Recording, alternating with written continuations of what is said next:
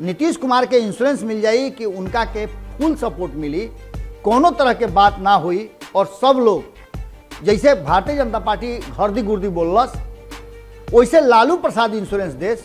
तेजस्वी यादव और लालू प्रसाद की सोच बा कि चाहे जौन तरीका होके, जैसे भी सपोर्ट करके होके या गिरा के होके, भसा के होके, नीतीश कुमार के बिहार के गद्दी से उतारा। बात सत्ता पर कैसे पकड़ बनावल जा सके, वोटर के अपना तरफ कैसे ले आवल जा सके, 5 साल तक कैसे राज कल जा सके, सारा खेल एक खातिर चाहता। भारतीय जनता पार्टी के बतावे की कोशिश करता रहन, डरवावे की कोशिश करता रहन। भारतीय जनता पार्टी देखे में, सुने में या रुआ सामने से नजर आवत हुई कि डराइल बा, लेकिन वास्तविकता ये बा कि भारतीय जनता पार्टी भी अपन तैयारी मजबूत कर रही बा।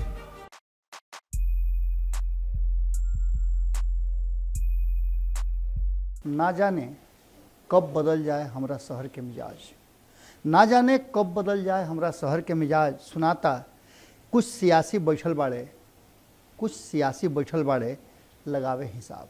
गोड़ लागता नहीं हेरा से अभिनंदन बार लोग के अपना चैनल जना के नाम हो कुटाटक के। लगातार रुआ लोग से बिहार के राजनीति और राजनीति पर जौन अलग अलग राजनीतिक दल के तरफ से, नेता लोग के तरफ से बयाना रहल बा, ओकरा के लेकर के रुआ लोग से साझा करते जा। लेकिन एकरा साझा कैला के साथ साथ जौन भीतर से खबर आवता वो खबर कुछ और कहानी कह रहा बा। सामने से सब कुछ ठीक ठाक बा, ये ऐसन दुश्मनी बा जौन दोस्ती के लिबास में लिपटल बा। अब एकरा विषय में जितना भी बात करी जाओ वो बात कहल कुछ और जात रुए, सोच कुछ और बा और राजनीतिक लोग के चाल कुछ और बतावत रुए। ये पूरे मामला में जौन स्थिति वर्तमान में बा ओकरा में भारतीय जनता पार्टी और नीतीश कुमार के जदयू, ये दोनों के बीच में जो संबंध बा और संबंध के लेकर के बहुत सारा बात कहल जा रहा बा। और साथ में ये भी बात कहल जा रहा बा कि तेजस्वी यादव और नीतीश कुमार कुछ प्लान बना रहा बड़े। प्लान का बा इरुआ समझ सकता नहीं। नीतीश कुमार के आन्हर का मांगे तो दुगो आँख। नीतीश कुमार के बिहार के सत्ता चाहिए और तेजस्वी यादव के भी बिहार के सत्ता चाहिए, भारतीय जनता पार्टी के भी बिहार के सत्ता चाहिए। यानी लड़ाई सत्ता खाती बा। एकरा में कहीं से नहीं लौकत कि आम जनता खाती कोनो लड़ाई बढ़ुए जौन की आम जनता के फायदा खाती होके। अब सीधा सा बात रुआ समझ ली, रुआ के मुख्य बात बताई और ये बात बताई कि आखिर प्लान के कैसे सक्सेस ना होके दी भारतीय जनता पार्टी ये दोनों आदमी के। ओकरा पहले रुआ लोग बताए तनी कि जौन अभी हल्ला गुदाल मचल बा अग्निपथ के लेकर के, अग्निवीर के लेकर के, एकरा में बहुत सारा ऐसा पक्ष और विपक्ष, एकर अच्छाई और बुराई दोनों के चर्चा हो रहा बा। लेकिन एकरा साथ साथ कुछ लोग ऐसा भी बात कहल हा कि अब अगर इस देश के जनता खातिर, आम लोग खातिर, जेकरा पर आवे वाला भविष्य टिकल बड़ुए, मुस्तकबिल बा इस देश के, ओकरा खातिर तो योजना बन गई। 4 साल तक खातिर ओकरा के योजना बन। लेकिन एकरा विषय में पप्पू यादव को बड़ा बढ़िया बात कहले है। पप्पू यादव के कहना रहा कि जब 4 साल खातिर, 5 साल खातिर लोग के नौकरी कॉन्ट्रैक्ट बेसिस दिया जा सकेला तो फिर इन नेता लोग का है अंतिम सांस तक ले सत्ता में बनल रहेगा। ये लोग के भी मात्र 5 साल के फिक्स कर दिया कि 5 साल के बाद दोबारा ना चुनाव लड़ी हैं, ना उनका कोनो सुविधा मिली, ना उनका बंगला महल मिली। ये बात अब चर्चा का विषय बन गई बा। आज आंदोलन के दौरान, एक विरोध प्रदर्शन करे के दौरान पप्पू यादव बात कहले। आप एक साथ साथ रुआ अगर सिलसिलेवार ढंग से देखी तो कोनो ऐसा भारतीय जनता पार्टी के छोड़ के दल नहीं खे जो एकर विरोध नहीं के करत। एकरा में दूगो तरह के बात बा का, जहाँ बेरोजगारी के इतना बड़ा मार बा ओजा ई रोजगार के सृजन कईल गलत बा जौन कि भारतीय जनता पार्टी कह रहा बा। भारतीय जनता पार्टी के कहना बा कि हम वादा तो कैले नहीं 2 करोड़ लोग के रोजगार देवे के, यानी 10 करोड़ लोग के 5 साल में रोजगार देवे के। लेकिन आज जौन स्थिति परिस्थिति बा, ये देश के जौन आर्थिक हालात बा, ओकरा में 10 लाख लोग के रोजगार देवे के हम व्यवस्था करते हैं। लेकिन एकरा पीछे भी राजनीति बा। एकरा पीछे के राजनीति बा कि भारतीय जनता पार्टी 2024 के चुनाव के तैयारी करता और ओकरा में रुआ लोग के पहले बतौले नहीं कि भारतीय जनता पार्टी अलग अलग योजना और अलग अलग क्षेत्र के वोटर के प्रभावित करे के अपना पक्ष में ले आवे के कोशिश करता। एकरा में रुआ देखने की भले ही 5 राज्य के चुनाव में भारतीय जनता पार्टी 4 राज्य में क्लीन स्वीप कर दिलस, लेकिन लोकसभा के 2024 के चुनाव देश के चुनाव लड़े के बाद ओकरा खातिर भारतीय जनता पार्टी के तैयारी शुरू बा। और ये तैयारी में कहीं ना कहीं भारतीय जनता पार्टी के कुछ दाव बड़ा उल्टा पड़ल।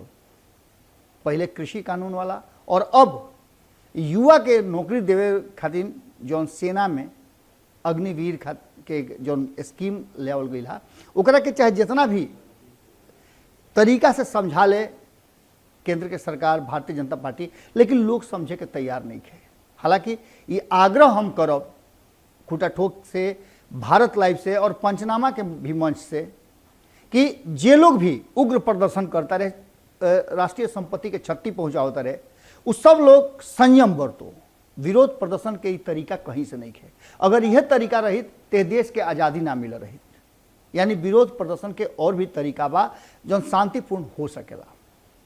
रुआ देखले हो कब कि किसान आंदोलन में कोई उग्र प्रदर्शन ना भई रहे, लेकिन सरकार के अपन फैसला वापस लेवे के पड़ल। गांधी जी इस देश के आज़ादी दिलवले, कोनो गोली पिस्तौल आ कोनो सामान के क्षति ना पहुँचल रहन, बल्कि असहयोग आंदोलन करके और शांतिपूर्ण आंदोलन करके अंग्रेज के लंबा समय तक चले वाला शासन के समाप्त कर दिल रहन। लेकिन इस सब बात के बीच में जो मुख्य बात बा कि ई बात नहीं खे, बात सत्ता पर कैसे पकड़ बनावल जा सके, वोटर के अपना तरफ कैसे ले आवल जा सके, 5 साल तक कैसे राज कल जा सके, सारा खेल एक खातिर चाहता। नीतीश कुमार जी समय समय पर जब भी भारतीय जनता पार्टी से उनका कोनो काम करवावे को होला, कोनो अपन रणनीति दिखावे को होला या भारतीय जनता पार्टी के दबावे को होला, तो उनका याद लालू प्रसाद आ जाले, अब तेजस्वी यादव याद आवेले। लालू प्रसाद और तेजस्वी यादव के याद करे के पीछे 2 कारण बा। लेकिन नीतीश कुमार इस बात के शायद नहीं समझत कि भारतीय जनता पार्टी नीतीश कुमार और तेजस्वी यादव के साथे आवे के जो प्लानिंग बा वो प्लानिंग के समझ गई बा। ए चलते भारतीय जनता पार्टी लगातार नीतीश कुमार के वो हर रास्ता के बंद करे के कोशिश करता। रुआ देख लो कब कि आरसीपी सिंह के राज्यसभा ना भेजना और पार्टी के मुख्य धारा से अलग रखना नीतीश कुमार के रणनीति हो सकेला, जौना से कि भारतीय जनता पार्टी तक नीतीश कुमार के भीतरिया रणनीति, उनकर योजना प्लानिंग जोन बा उ भारतीय जनता पार्टी के खेमा तक मत पहुंचो।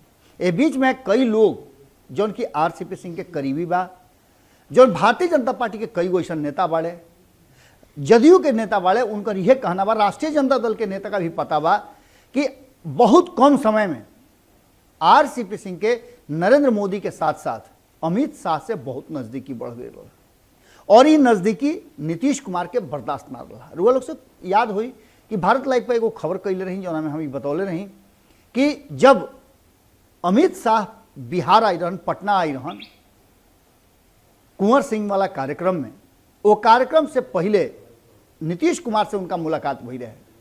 नीतीश कुमार से मुलाकात के बाद वो सीधे तौर पे लंबा बातचीत तो ना कैले, लेकिन नरेंद्र मोदी से स्पष्ट तरीका से वो शिकायत कैले रहन कि बिहार के मामला में केंद्रीय नेतृत्व के दखल अंदाजी और खास करके अमित शाह के दखल अंदाजी उनका बर्दाश्त नहीं है। अमित शाह और नरेंद्र मोदी दोनों 2 गो नहीं खन, एके बूट के 2 गो दाल हवे। अब सीधे तौर पे ये बात रुआ कैसे कह सकीले कि अमित शाह दखल अंदाजी में देश के गृह मंत्री बा, उनका हाथ में देश के पूरा व्यवस्था बा और ये पूरे मामले में कहीं ना कहीं नीतीश कुमार जना तरीका से भारतीय जनता पार्टी के बतावे की कोशिश करता रहन, डरवावे की कोशिश करता रहन। भारतीय जनता पार्टी देखे में, सुने में या रुआ सामने से नजर आवत हुई कि डराइल बा, लेकिन वास्तविकता ये बा कि भारतीय जनता पार्टी भी अपन तैयारी मजबूत कर रहा बा। कहल जा रहा बा कि राष्ट्रपति चुनाव में नीतीश कुमार और नीतीश कुमार के पार्टी के तरफ से बात भी कहल गई है कि राष्ट्रपति चुनाव में नीतीश कुमार केकरा के वोट दी हैं, केकरा साथे रही हैं, ये अभी तक फैसला नहीं किया हो पाओ। जबकि वो लोग के बता दिल रही और वो लोग सुनले भी हो कब कि राजनाथ सिंह जौन की अधिकृत कई राष्ट्रपति के उम्मीदवार के चयन खातिर अलग अलग राज्य के मुख्यमंत्री, अलग अलग नेता, अलग अलग दल से बात करे खातिर उनकर बातचीत नीतीश कुमार के साथ हो गई बा। लेकिन वो बातचीत में रुआ लोग को पहले ही बतौले रही, जो उनकी बात खुल के सामने आ गई जब नीतीश कुमार के करीबी विजेंद्र यादव ये बात कहता रहे कि एकर फैसला नीतीश कुमार ही करी हैं और केकरा के वोट दियाई, केकरा के राष्ट्रपति बनावे के हमनी के समर्थन देव जा। ये बात तब हुई जब ये पूरी तरह से फैसला होकर सामने आ जाए। दूसर का सबसे महत्वपूर्ण बात कि नीतीश कुमार और तेजस्वी यादव के बीच में जो संविदा बा, उस संविदा राष्ट्रपति खातिर नहीं है। हालांकि ये बात के राष्ट्रीय जनता दल की तरफ से बार बार कहल जाता रहा कि नीतीश कुमार यदि राष्ट्रपति के उम्मीदवार होता रहे तो उनका समर्थन खुल के कल जाई। देखिए, सीधे तौर पे नीतीश कुमार बिहार से बहरी चल जास, ये बात कोनो तरीका से संभव होके सोच बा राष्ट्रीय जनता दल के। तेजस्वी यादव और लालू प्रसाद की सोच बा कि चाहे जौन तरीका होके, जैसे भी सपोर्ट करके होके या गिरा के होके, भसा के होके, नीतीश कुमार के बिहार के गद्दी से उतारा। अब एकरा में और सीधे अंगूरी से घी कढ़ा जाओ तो टेढ़ कैला के जरूरत का बा। यानी कि नीतीश कुमार अगर राष्ट्रपति के उम्मीदवार बनता रहे तो उनका खातिर, और राष्ट्रपति के उम्मीदवार में रुआ देख ले हो कब कि 17 गो दल मिल करके बैठक कर ले, लेकिन नाम के फैसला ना भइल। पहले शरद पवार के नाम के आगे बढ़ावल गई रहे, लेकिन ओकरा पर बहुत सारा दल के आपत्ति रहे। ओकरा बाद 2 गो नाम शॉर्ट लिस्टेड कल गई। हालांकि ये अंतिम नाम नहीं है और एकरा के लेकर के शिवसेना कटाक्ष भी कैले बा।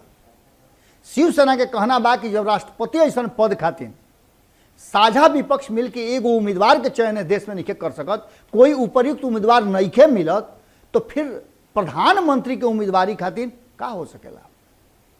यानी कि कहीं ना कहीं अभाव हो गई बा नेता के जौन की नरेंद्र मोदी के, अमित शाह के सामने सामना कर सके। सामना में बहुत सारा लेख आइल बा और एकरा के लिख करके शिवसेना आपन दुख या कहल जाओ तो कटाक्ष प्रस्तुत कैले बा।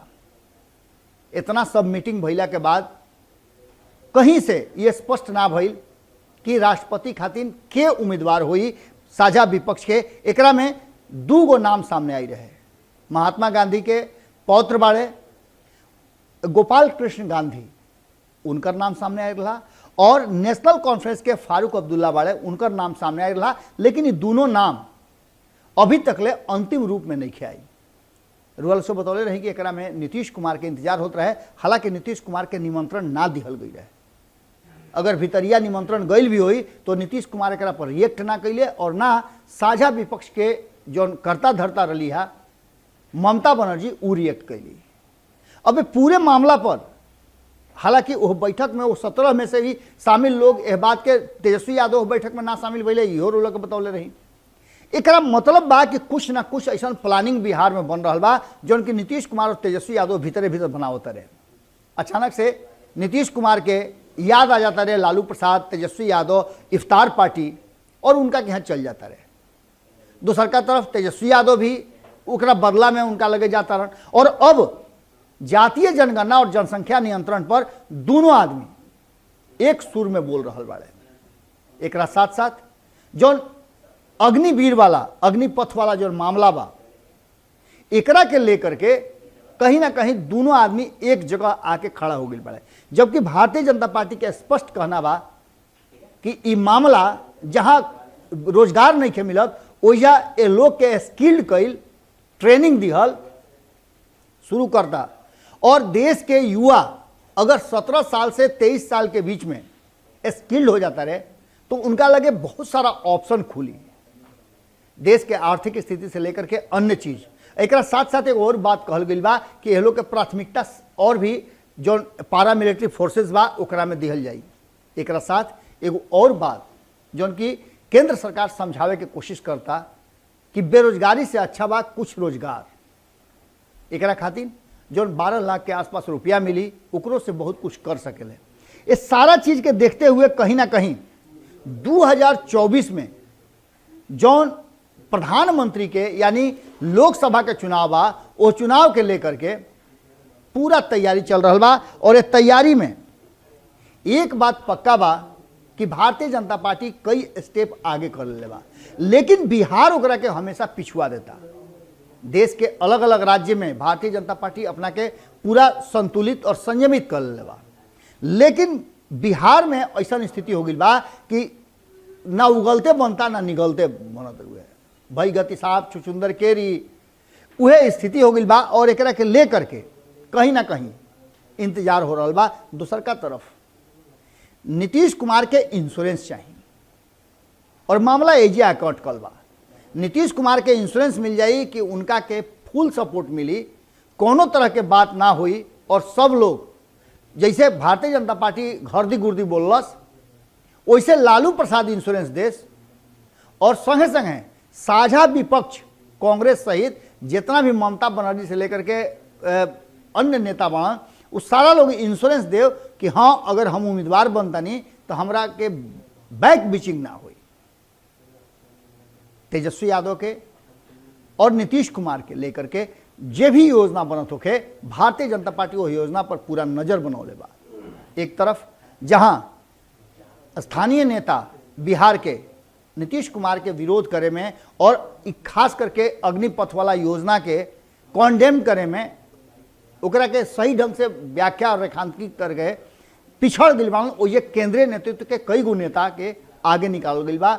सीधे तौर पर रक्षा मंत्री के बयान के बाद अब बिहार से जुड़ल कई गो नेता और सबसे ज़्यादा एकर विरोध बिहार और उत्तर प्रदेश में चल रहा बा। इस सबके बीच में सबसे बड़ा मुद्दा बा कि 2024 से पहले बिहार में राजनीतिक उथल पुथल कैसन हुई। राष्ट्रपति चुनाव के बाद बिहार में राजनीतिक माहौल बदले के लगातार चर्चा चल रहा बा।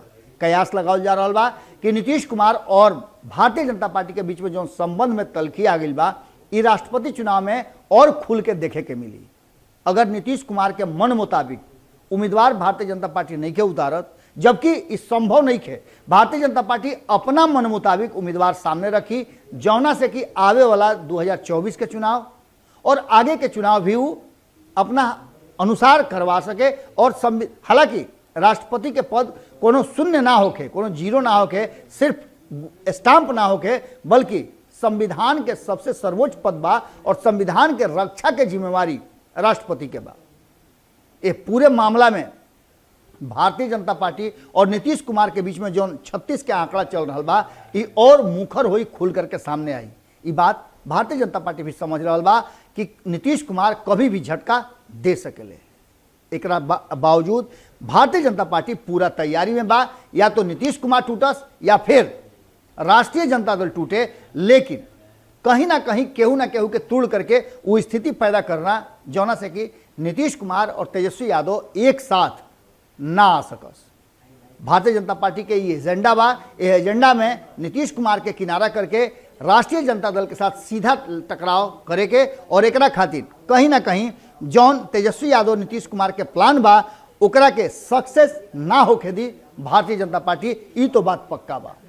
नीतीश कुमार 2013 के तरह खेल ना कर सकेले, ये भी बात पक्का बा और एकरा पर पूरा नजर भारतीय जनता पार्टी लगौले बा। आज के खूटा ठोक में रुआ लोग से एजे विदा ले ए आशा में कि रुआ लोग अपन विचार जरूर लिखब, कारण कि माहौल बहुत गर्म बा। और एक खाली फिर से आग्रह करब वो सब युवा से कि रुआ लोग के साथे हमनी के खड़ा बन जा। पूरा मीडिया जगत रुआ साथे खड़ा बा। बस रुआ लोग से निहोरा बा कि जौन तूड़ भांग करतानी, उग्र आंदोलन करतानी, उ कैला के जरूरत नहीं है। शांतिपूर्ण आंदोलन होके रुआ लोग के साथे हमनी के खड़ा बन जा। फिर कल भेंट करे के वादा के साथे गोड़ लागत।